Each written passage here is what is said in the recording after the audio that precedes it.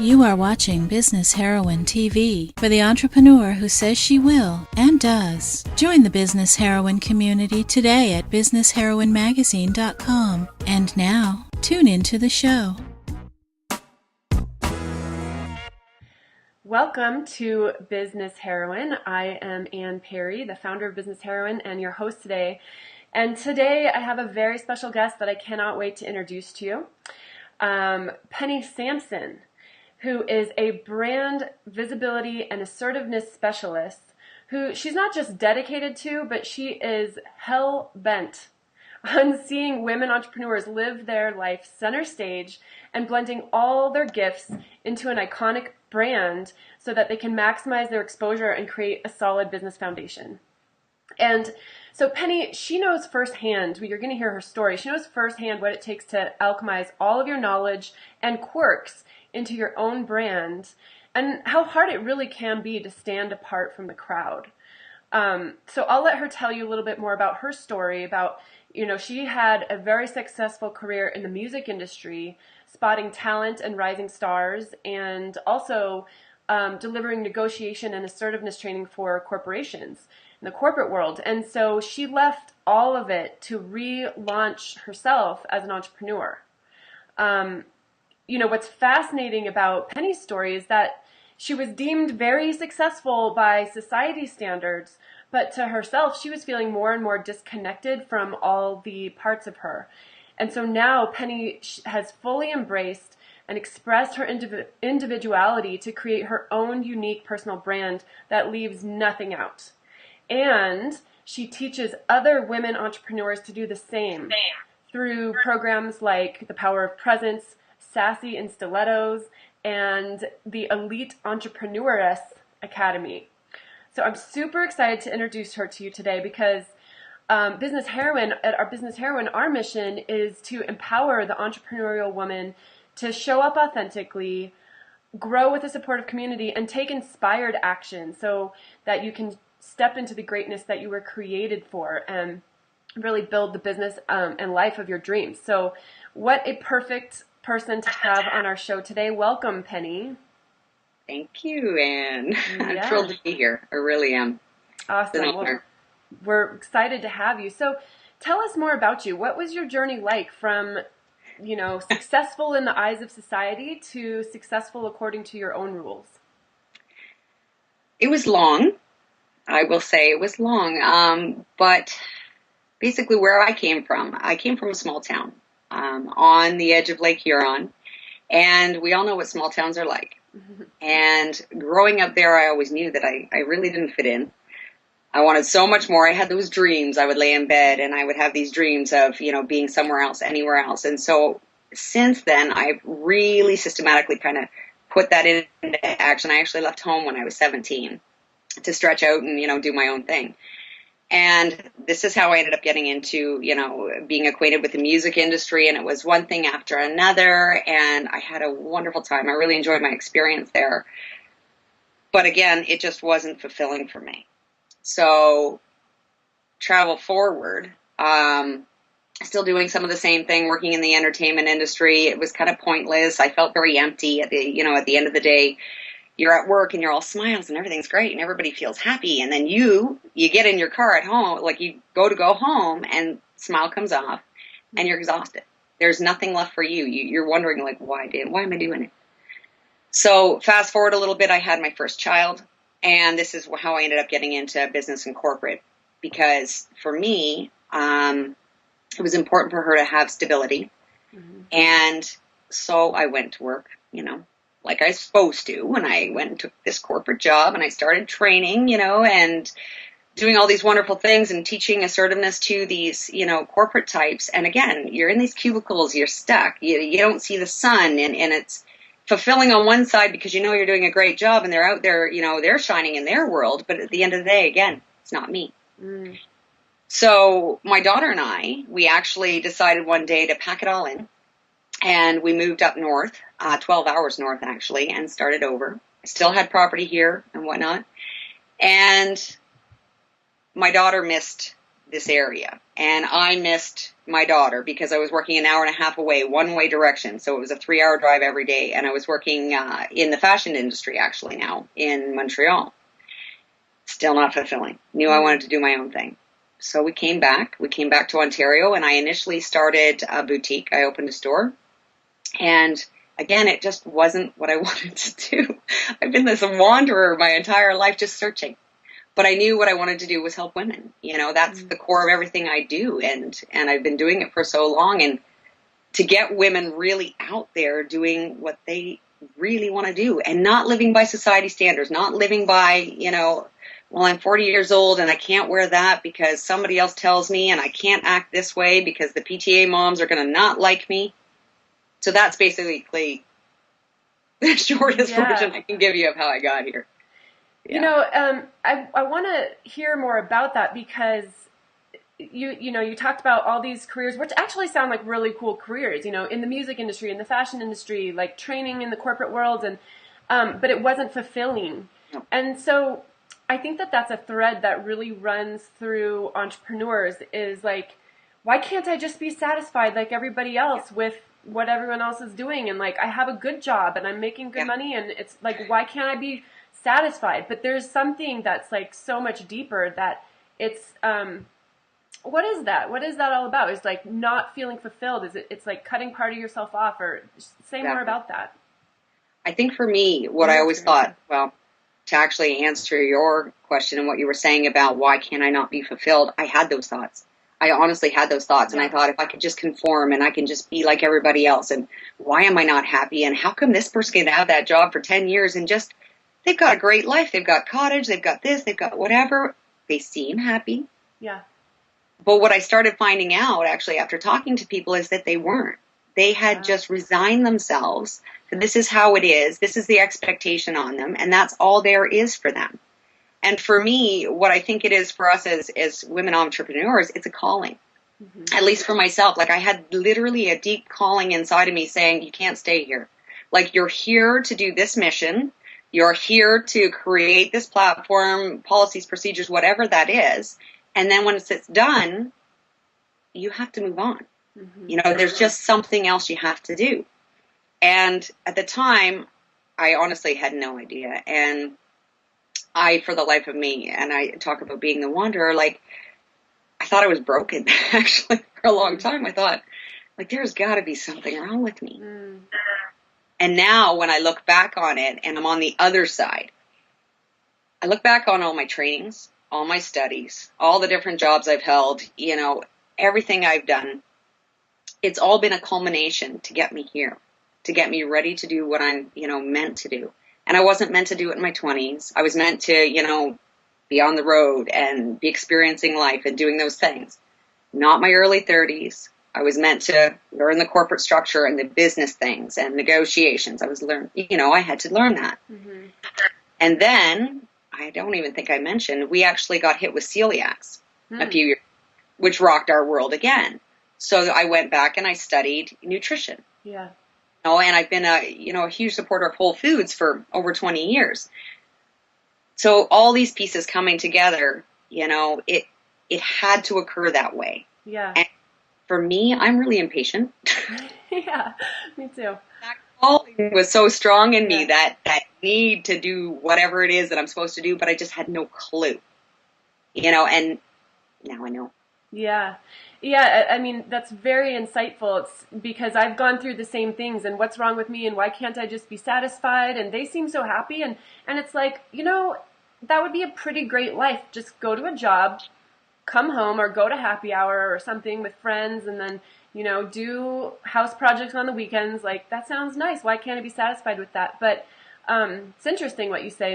Maybe some people aren't, or maybe they are, whatever. But as an entrepreneur, there's something deeper, and maybe what is a calling comes in the form of extreme discomfort or dissatisfaction with what is. And it's not because we're spoiled brats or just demanding too much out of life, or, you know, it's because there's something bigger that we are feeling called to do, to where doing anything less feels uncomfortable. Yeah. And almost like a waste of time. Like there's this urgency, like I'm meant to do something else. I need to do what I'm here to do. So for you, what was there a defining moment, like when you were fed up, you're like, this career I've built or this box I'm in, it's not acceptable anymore. Like I absolutely have to do something different or I'm going to die. Literally, actually, literally. Wow. There was about 4 years ago,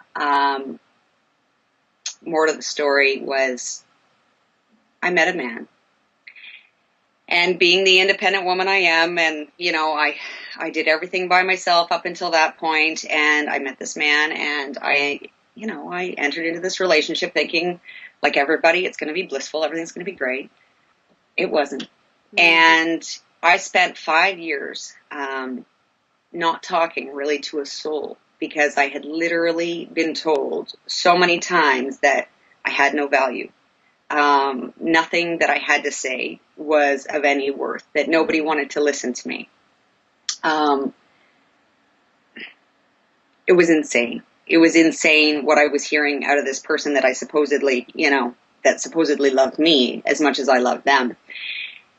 And I knew the psychology behind it. My mother, she was a counselor for abused women. I was reared with this. I get it. I get the whole dynamic around it. I'm a psychology major myself. So again, I get that it's not my stuff, but it took a toll. And it took a toll, like I said, for 5 years where it emptied me. And I woke up one day, literally, where I was in this moment, and you'll forgive me if I get a little emotional on this stuff, but we need you as women. I'm just putting that one out there, and I've gotten very hardcore in agreement with that. But the point is, I woke up one day and I thought, literally, I'm going to die. Mm-hmm. I have a choice. I have a choice to move past this and to say, hell no, I am not putting up with this crap, and that I deserve more, and that, all the stuff and the trauma and everything that's happened in my life, again, is training. It's mm-hmm. training. It's here to build me up and make me stronger. It's not here to beat me down. And that morning when I woke up, actually, I'd almost given up. Mm-hmm. And it was like a switch that went off inside of me. And I had a choice before the switch. And it was either die today. Mm. And I have 2 girls, to be. And when I'm talking die, I'm done. I'm out. Or rise up. Because I am stronger than most men I know, and nobody has been able to beat me down in my life. I've never given up. I've never not accepted a challenge. And that was it. And I looked at my girls and I thought, you know what? You deserve more. I deserve more. We deserve the best. And I deserve to do and fulfill what I'm here to do. So from that moment on, 4 years ago, I have been literally rebuilding myself and doing everything I can and connecting, with powerful women and even some men, to just get my own reframe back together and rebuild my own power source, because I've always been a very, very powerful woman, and I knew that. And again, we have our societal issues where we second guess it because, we're somehow now impeding on somebody else. If you're powerful, don't shine, don't shine. Anyway, I threw that all out the window. I forgot about everything I'd been through in those years, and I just went pedal to the metal, and I threw everything aside. I know the target. I know the mission I'm on, and my goal now is just to achieve it and make it. That's my goal. Wow. Yeah. You just gave me goosebumps like 15 different times. It's an amazing story. It's like rock bottom becomes, there's nothing else to lose. So why not just throw it all in? And it's like rock bottom becomes a spring pad that you can jump from then. Amazing. So, now, your career is designed around showing up fully as yourself and your most powerful self, and you're creating your own brand that leaves nothing out. Yes. Why is it so important for entrepreneurs to have a dynamic personal brand that incorporates our individuality, quirks and all? Why is that so important?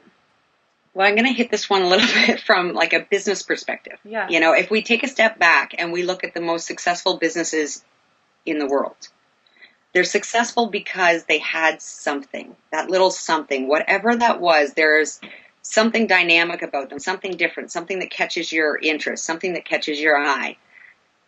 And then there's all the rest of the companies that are doing a good business. They're okay, you know, like they're doing all right because they have their community, but they're not, you know, they're not grand. They haven't really reached out to their target. And it's the same with us as entrepreneurs. Like, if you want to take massage therapists or yoga instructors or health coaches or whatever that is, healing arts or not, there's a lot of us. You know, there's a lot of us doing this because we're all in the same path. We have the same mission, the goals. But if you're not doing something unique and, you know, that is wholly you, fully representing yourself, one, you're not going to like your work because you're going to feel disconnected. You know, you're going to start fighting the system of things for yourself. That doesn't work and it doesn't serve anybody. And two, your clients that really want to work with you, they can't find you. They can't see you. One, because you haven't piqued their interest and caught their their attention. Two, they haven't created that emotional connection to you because it's all about the know, like, and trust. And how do they know, like, and trust you if they can't even see the real you? Like for myself, I'm a little bit of rock and roll, so I'm always going to be a little bit of rock and roll. Yeah. I swear occasionally. That's me. You know, I'm not all prim and proper all the time. I was. There was a time, and it took a while for me to break that, and I still find it even in my writing. Sometimes it'll come up where I get very corporate and very sterile and very, you know, and then I'm like, whoa, hang on, Penny, I don't feel Penny here. So that's when I need to step back. And that's the biggest thing is that if we want to love our business, if we want to shine in our business, have fun with it, you know, just develop these incredible programs that are all about who we are, because that's the stuff. It's not you learned it in a book. Right. This stuff comes from the soul, not from your head, but from your soul, like what you really want to do. How do you bring it if you're not connected to who you are? Yeah. You're not being honest with the world about who you are, and you're hiding thinking that somebody else is going to judge you. Well, let them. Because you know what? You're not on the earth to please everybody. Yeah. Never going to happen. Wow. Brilliant. And so how does one do that? How does an entrepreneur find what makes them unique? I mean, sometimes I think we know ourselves so well, it's right under our nose, we might not be able to identify it. Like, how do we discover this is what makes my brand or myself, therefore my brand, really unique, and here's how I express it to the world? What's kind of like the general process of discovery there? Well, I'll give you my own, and this is one that I teach my clients too, because it's really the easiest one, is just to sit down, you know, and the big thing for me is setting environment. I want to be in an environment that is me, you know, whether that's nature, whether that's, you know, in an awesome room, whether that's whatever it is. Get yourself set up with, you know, your favorite beverage, some nice soft music or some hardcore music, whatever. Get a pen and paper or Evernote or whatever that is too. I mean, just get something to write on. And clear your mind, and then just start thinking about who you are. And whatever the words are that come to you, like, I mean, the first thing that comes to your mind, write it down, write it down, write it down. Keep doing it, you know, keep doing it. And when you think you're done, just sit down, regroup, go again. And what ends up happening is you end up seeing this list, you know, populated with all these words of, you know, things that describe you. And I'm talking good, bad, and indifferent. It doesn't matter. You write it down, because, I mean, bottom line, one of my words on there is bitch, you know, and I don't mean that in a derogatory sense towards myself. It's an empowered word for me, because you know what, there are times where I have to step into that space in order to get things done. I used to look at it as a negative. It's not. It's part of who I am. So if I omit writing down all these negatives, perceived negatives about myself, I'm not being honest. And again, I'm creating that disconnection. So that's the first thing that I ask my clients to do, is really sit down, get to know you, have some time with you, you know, write down what you like, what you don't like, what fires you up, just write it all out, get it out on paper. Even the stuff that you've been told you're not good at, or they've told you that you'll never succeed at, or, you know, something maybe you haven't picked up in a while, maybe it's painting. You know, I'm an artist. So you write that down. I'm an artist. You don't have to be the best artist in the world. There's no judgments here.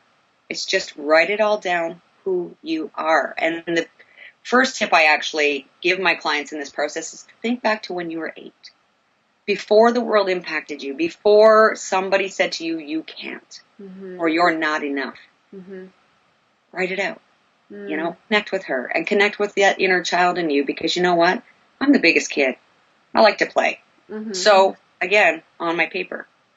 And that's a good starting point, just to start to really see, and look at yourself with new eyes. The second piece is to ask a friend.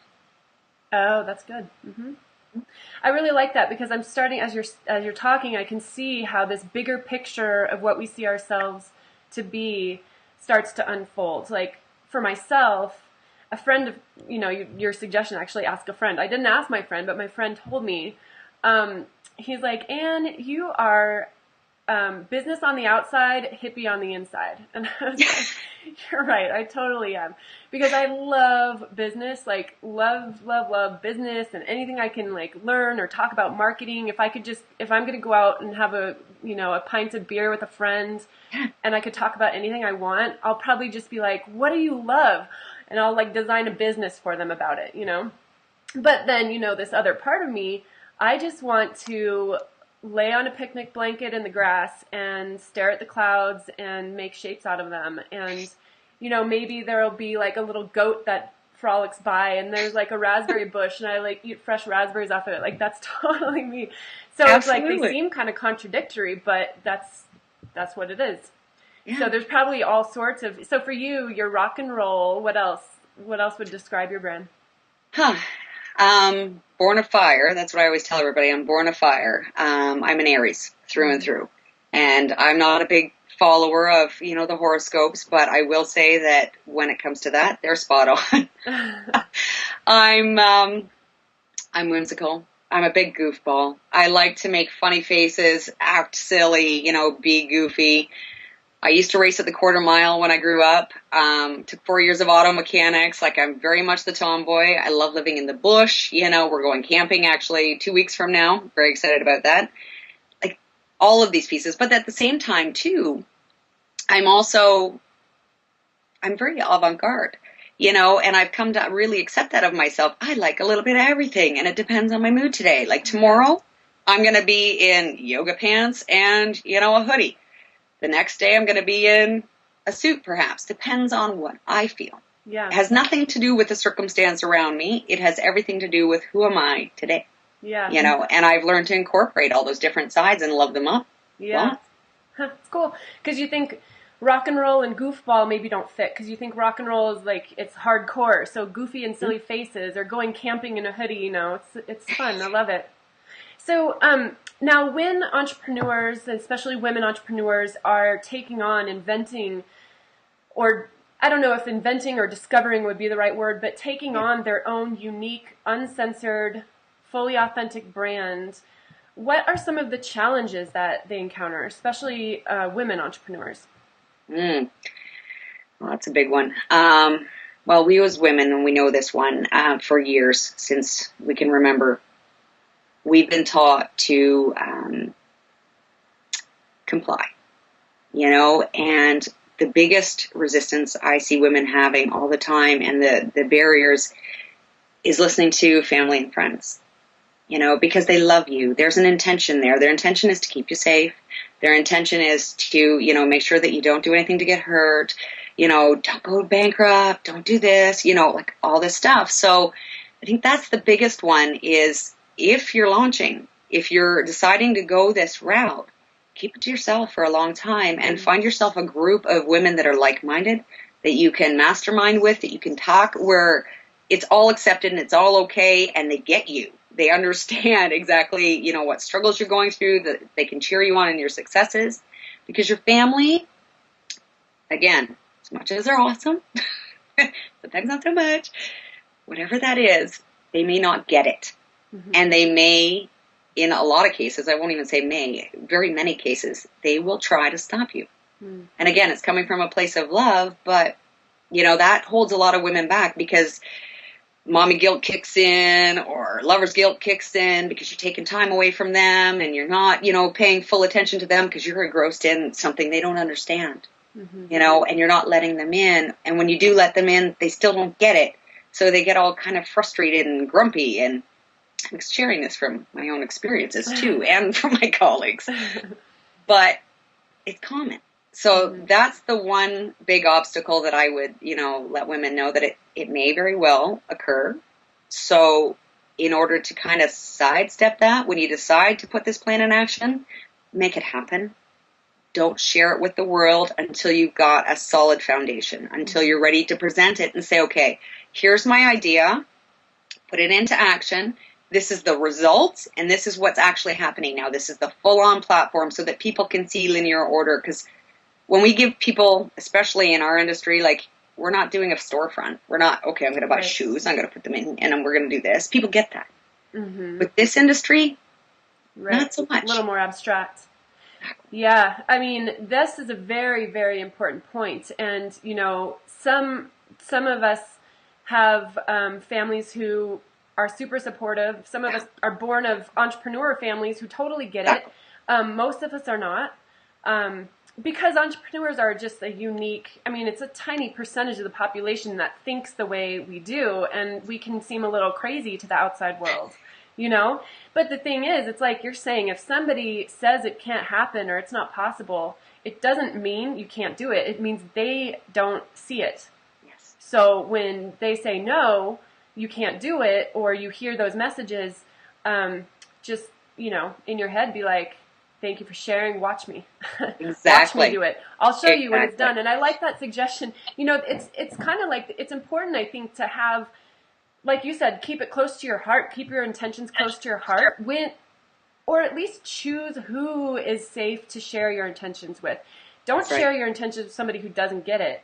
Share your intentions with someone who gets it and believes in you. And this is a community that you're putting together through your brand, and the Business Heroine community as well. It's like, creating those safe communities where you can share your ideas and get feedback and get insights from other people who believe what you're up to is possible, or who have done it, or, or done something similar.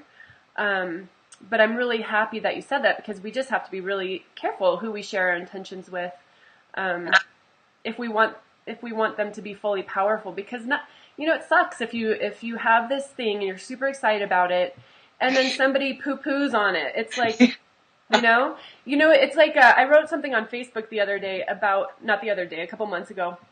I had an experience like that where I had this idea. I thought it was brilliant. It had to do with real estate, a real estate investment. And I went and spoke with a real estate professional, and it was kind of like, got the pat on the head, like, oh honey, sorry, it just doesn't work that way. And it's really actually very complicated, and all that stuff. And I'm kind of like, okay, I don't care if it's complicated. I just want you to tell me the steps, and I'll decide if I want to do it or not. Just tell me the steps. Don't tell me if I can or can't. Who are you, Exactly. And so even though I was annoyed, I still went home a little bit defeated, it kind of, it ate at me. It did. It set me back.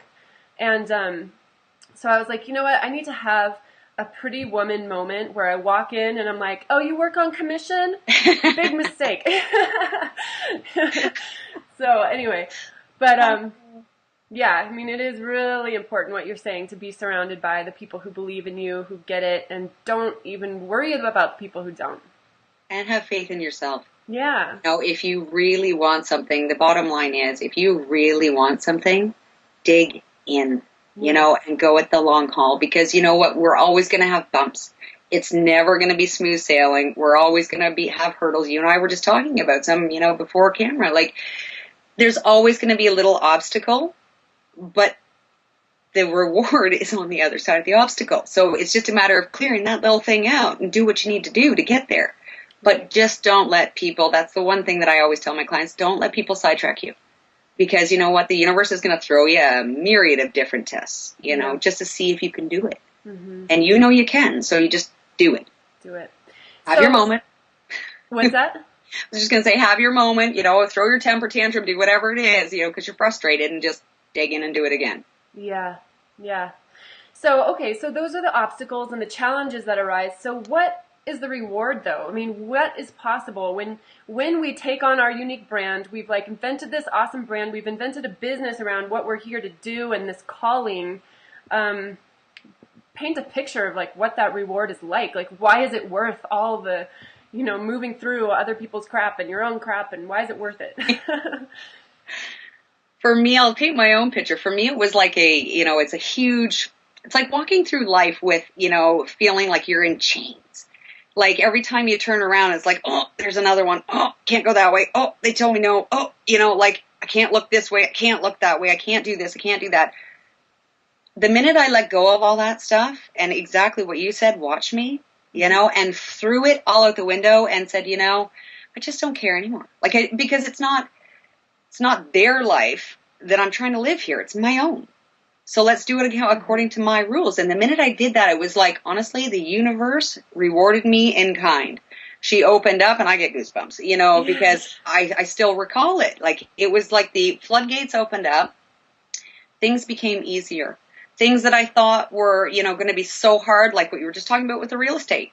It was like the plan was laid out in front of me. I could all of a sudden see it. Like I wasn't feeling confined anymore by everybody else's rules and canon and cannots. I all of a sudden had the liberty to think outside that box and just keep pushing and pushing and pushing, and that questioning and leaning into the, well, what if?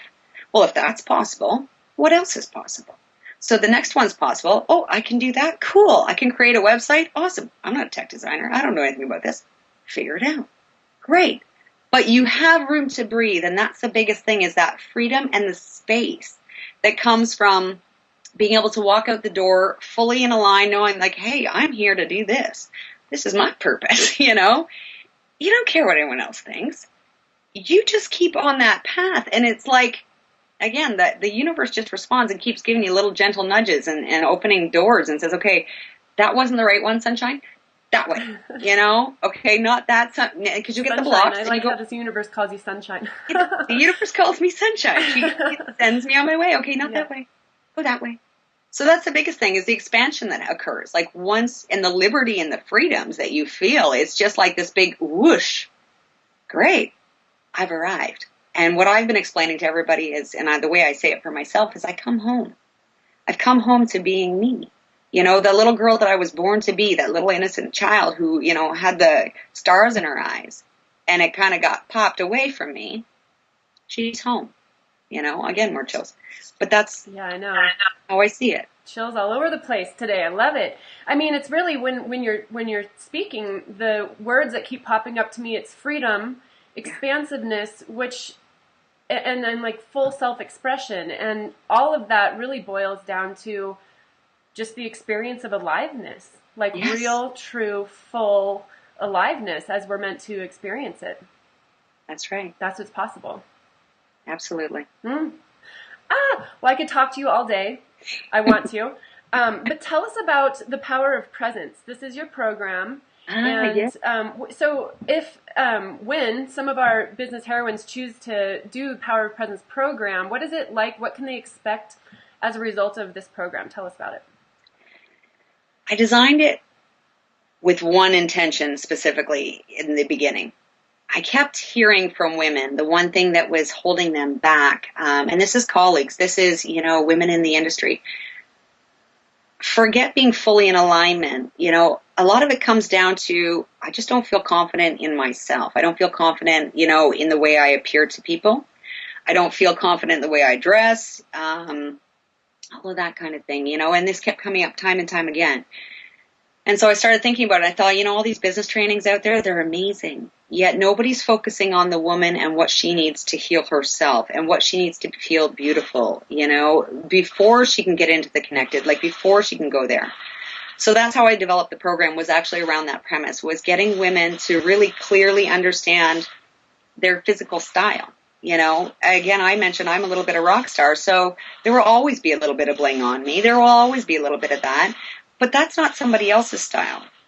She may be very contemporary. She may be, a little more beach. She may be whatever it is, but she has to figure that out for herself. So again, that's the starting point. And we start there and we go forward working on letting go, judgments, reframing, getting into rapport, not just with your clients, but with yourself, and really that's where the connectivity starts to come in. And we start building, after the image part, we start building on that core essence and bringing her out. so that by the time we're done the program, we have not just a look in mind, as in like a personal brand, but that personal brand is now melded with the actual physical essence of the woman. So it sounds like there's layers. I mean, there's some healing, there's some personal development, some self-discovery, and then taking that and applying it to business so that basically your business is an outlet for your self-expression. And as a result is attracting the right people, because as you mentioned earlier in our conversation, people can see who you are, and so they can be attracted to you. You're not just like some generic bag of sugar on the shelf in the grocery store. Exactly. It's all about doing away with the cookie cutter. Yeah. Because, if you're not meant to be in a suit, don't wear a suit. If you're not meant to be in yoga pants, or maybe, there's a lot of us women too that, after becoming mom, after all this stuff, we live in yoga pants or stretch pants and, and the ripped up hoodie and whatever that is. But the one thing I also teach my clients is that when you prepare to go to work, get dressed up. Because it changes, it shifts everything. And it doesn't mean like do all hair and makeup and go crazy. But what it means is put on something pretty that makes you feel sexy and feminine. Comfortable is key. But really up-level that experience so that when you're there, you're not feeling like scrubbing the floors. You're feeling like changing the world. Yeah. And for those of us who work at home, that can take some discipline. And it helps if I'm going to be having a video conversation to actually, get out of my grubby clothes. But that's something I need to work on myself. But it totally makes a difference when I do. It's like it shifts the mindset, and it shifts where you are, and it also up levels your vibrations. Yeah. If you're coming from that space of like I'm all whatever frumpy, dumpy, and feeling pudgy or whatever it is, and that's how I feel because those are the clothes I'm wearing. Yeah. That shifts when you all of a sudden put yourself into something that makes you feel alive. Yeah. Right. Whatever that is. Yep. And like you said, you're here to change the world, not scrub the floors. I love that. That's a great quote. We hire somebody for that. What's that? We'll hire somebody someone for that. Yeah. You're the person who runs the company, hires someone to clean the floors, and runs the world. Or not runs the world, changes the world with your gifts that you're meant to contribute. Run the world too. That's all good. So, what is one action we can take today, and then we'll let you go. Before we talk about this, I just want to say, Penny has also generously offered to give us some free gifts, and the Power of Presence program she's offering. This is not available to the public. It's available to the Business Heroine community. A very, very generous, deeply discounted investment of this program. When I saw what you were offering, I was like, wow, it's kind of a no-brainer. So head over to businessheroinemagazine.com and you can access it there. Again, it's not available to the public. It's available to you as a business heroine. So, and there's also some special gifts that you put together. Just free gifts because it's our birthday and the universe is calling us sunshine. Exactly. So thank you. So anyway, head over to businessheroinemagazine.com to get that and learn more about Penny. Parting words. What's one action we can take today to become fully self-expressed and uncensored now? Like something that can create a shift in us now so we can start down that path enthusiastically. Well, the short answer would be just do it. Honestly. I could, come up with something really complex here, and some big coaching exercise, but the biggest thing is just do it. Forget about everybody else. Women have been of service, to the world, and we still are, but let's do it on our terms. Let's decide how we're going to be of service, and let's do it from our own personal space, where we feel empowered, and forget about everything else. Awesome. Just do it. Great. Well, thank you so, so much. It's been really a pleasure to talk with you and learn from you and share what you have with our audience. Again, head over to businessheroinemagazine.com to grab those free gifts that Penny has offered us and to access the Power of Presence course for a Business Heroine special, which is also so, so generous. Thank you, Penny, so much for joining us. Thank you, Heroine, for joining us, and we will see you next time. Bye.